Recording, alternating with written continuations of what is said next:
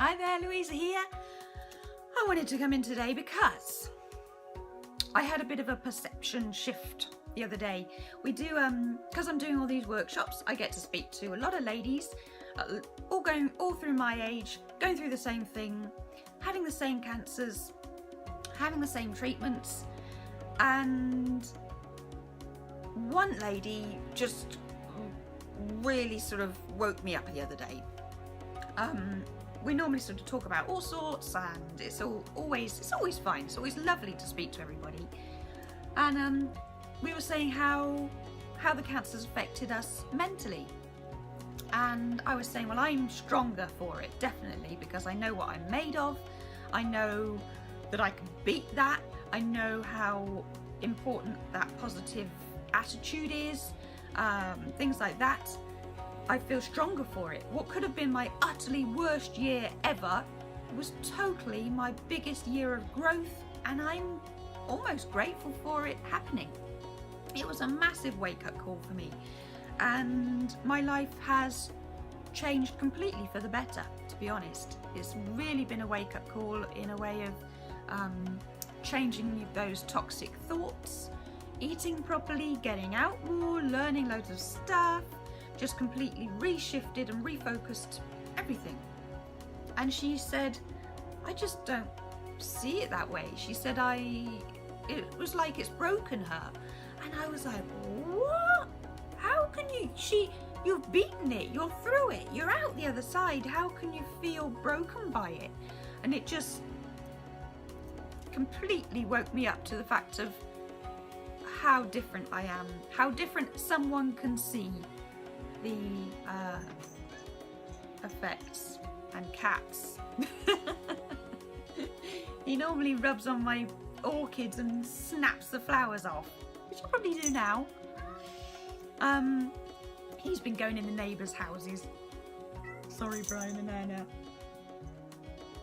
And now I've got my own little pet. I've got my pet rabbit runs around the garden, and he, the cat, has taught the rabbit how to use the cat flap, and now the rabbit's just come in the house. Madness. Completely forgotten what I was saying now. So yeah, how differently some people can take the same experience, how differently it can be taken. And so I wanted to share with you now, because I did a video on staying positive way back, and that was when I was just coming into it all, didn't know really what was coming, what was going to work, and cats falling over. And so I really wanted to redo another video just to say what did work for me.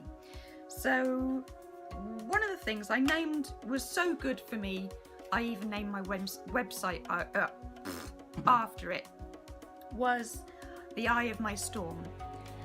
So basically, when all the craziness is going on around you, find that quiet inside it all, because those emotions, those thoughts, those fears, if you're scared that it's gonna beat you, you're worried you're not sort of strong enough, all those nasty dark thoughts that come through, they're not you. They're just thoughts, they're just emotions, and they pass by. It's like being in a convertible car with a car with the roof down.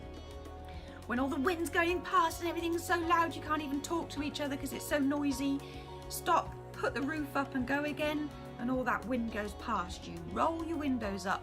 See those emotions going past, but don't let them in. Notice them, acknowledge them, go, yeah, this is really scary. Yes, this is way past my comfort zone.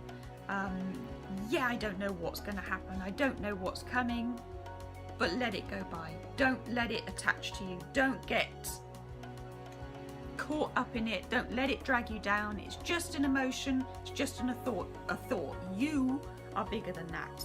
That is not you. And you can just let them glide by. Watch them. Be mindful. It's called being in the moment, being in the now. Notice what is around you right now. So practice mindfulness. There's loads of stuff online about being mindful, but just sort of being present. Having a cat here to stroke. Notice everything that's around you. Listen to what's going on. Feel when you're washing your hands, feel the water, smell the soap, feel how the water feels. Be present, because that is the only thing that is real right now. Any of these emotions that are coming towards you and flying around you are just passing thoughts. They're not real, and they're projections of what people have put on you, movies have put in you, movies of like people going through awfulness. It's not you, it's not your story. Let it pass. Only what's happening right now is your story, and accept it. Being one of the biggest things you can do is just accept what is going on and move through that. So the day before surgery, I was because I went in the night before because I didn't want to get up early, which meant you get the whole night on your own beforehand to think, and that was a bit mad. So luckily I had this I found the eye of my storm that night. I just let it all go past. It wasn't me. It's not letting those emotions attach, because they're not helpful right now. They'll be raising your stress hormones, which doesn't help anything. You just need to be as calm as you can be. Getting all het up and worried and scared and everything doesn't help the now. It doesn't help you right now. So let it pass. Let it go. Easy to say, I know, but just take deep breaths. Get in the moment. What is happening right now? Work out what you're not projecting any sort of fears in on you, not projecting into the future of what could be, because that's not in your control. My biggest thing was my positive. When people say, oh, stay positive, it's such an empty thing to say. It's difficult to do. It's just like something for people to say, stay positive, and you're like, what does that even mean? I don't know what you're talking about, really. But what I take it to mean as now is that you're holding on to a positive picture of what you want the outcome to be.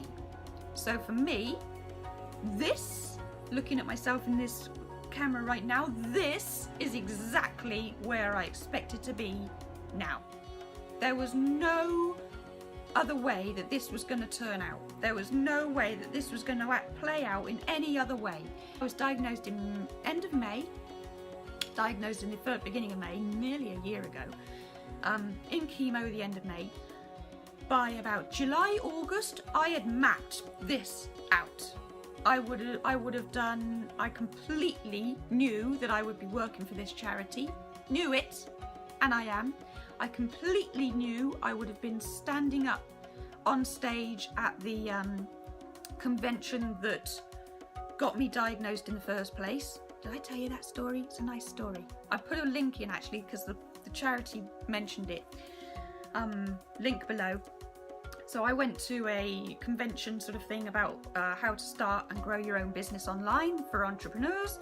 And then the founder of the charity I now work for stood up, said what the charity does, which thoroughly gave me the confidence to go get checked, get diagnosed, and get on with it, really. So from last July, I knew I would be standing up on that stage speaking about my experience.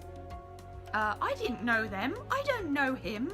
There was no way for that to have happened. I didn't know the owner on that level. I didn't know anything like that.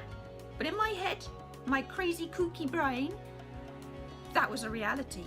Me sitting here, completely healthy, through it, on the other side, unscathed, fine, completely a reality. That was utterly my image of what was going to be happening. And there was no quiver, there was no shakiness, there was, oh, what if that happens? There was nothing. This is totally what I expected to become. I knew I would be doing the after dinner speech at the charity ball. I knew I'd be speaking there. And then I thought of that. Once I did that, I was like, maybe that was it. I thought because my brain was like, you said you'd be speaking at the convention. And my brain was like, yeah, maybe I confused that with the ball. No, I spoke at the convention as well. I did both. We did both. I wanted to prove to you that this works the other day because I tried to film it and then I nearly crashed, so I thought I'd better not film it. But to just prove what a mental picture, a positive mental picture can create, is that if I need to get somewhere, like if I'm late for a train and I need to park, I did the same at the hospital, I was late for a hospital appointment, I needed to park immediately and get straight through the door because I was late. So from the time I get in my car at home, I picture very clearly what the parking space is that I want every time. And by the time I get there, I'm picturing it a whole way there. I know it's going to be open, my parking space, the one right by the station door next to the paying machine, because I don't have time to run to a paying machine and get back. I want that space. And by the time I got there, it was free. Unbelievably. The second time I went to the station late again, I'm always a bit late. I run things a little close to the wire. Second time I got there and I was like, oh my gosh, my space isn't free. How dare they? Do they know who I am? But I looked around and the space right behind it was free. So normally that one or one around it will be free. I did it at the hospital. I went past and just as I got there, I let a car out in front of me. I was being nice. And I let the car in front of me go round, and then my space, I pictured the car backed out of it and drove off. They were holding my space for me, and then the car in front of me took my space. My space! That was the one I was picturing, exactly that one. So I wanted to just film that the other day to prove how a positive image of how things are going to turn out is utterly true. But then I nearly crashed and I was really late, and so I couldn't film it. So next time I am going to prove to you, I'm going to show you that happening because it's really cool. So yeah, I just really wanted to add some meat to the bones of staying positive, how to get through, keep your mind in the right place as you're going through this journey, because it is so important. But I shall see you in the next one. I've spoken for so long, my clicker's gone to sleep. I have to do it manually with my arm's still not quite right, see? We'll get there. I'll do my exercises. See you in the next one. Take care.